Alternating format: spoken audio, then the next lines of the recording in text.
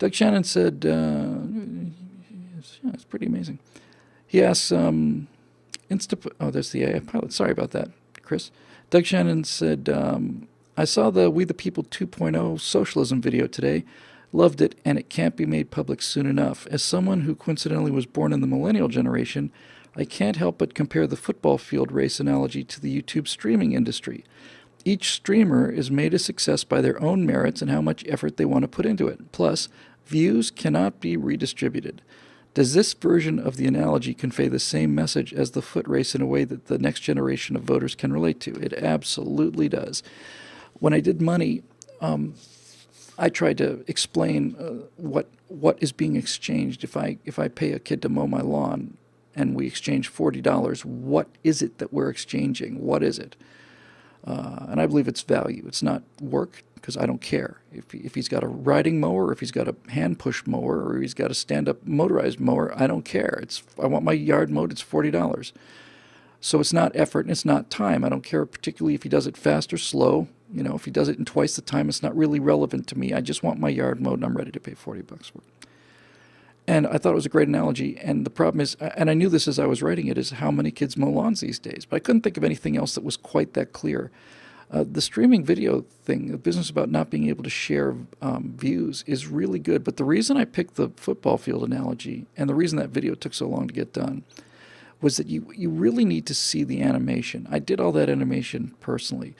I took 10 random people from one of these, clip art things of random people, and I put them on the one goal line, and I start them, and then you can just see as you watch the animation, you can watch people pulling away, and some going faster and some falling behind. You can see these unequal results getting more unequal as the race goes on, and then ding ding ding, ding ding ding ding ding ding, crossing the finish line at different times.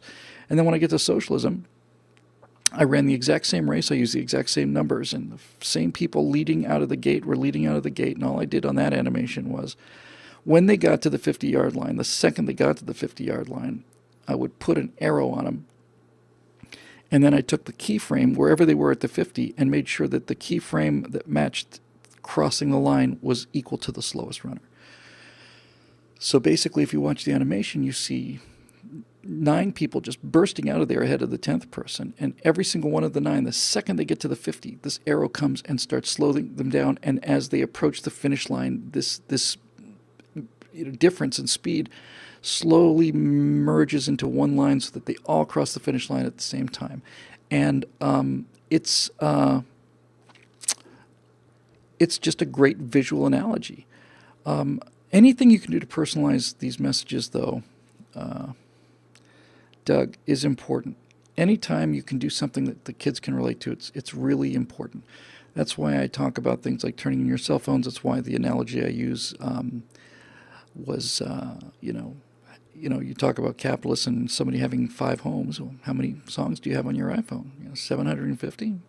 They're $1 each, right? Why didn't you just give $700 to the poor people in the world and keep 50 songs? You can't listen to 750 songs at the same time. In fact, you probably get by on 20. So why do you have 750 songs? How repulsive. You're making the exact same decision that these rich 1%ers are making. And they're just making it on a somewhat smaller scale, and they're doing the same things for the same reasons. So anything you can do to bring that home to young people is really, really good. And I will remember the YouTube example about hits and how you cannot distribute hits. And it's like, it's easy. The best player in the NBA is worth more money than the worst player in the NBA. Even social justice warriors can understand that one.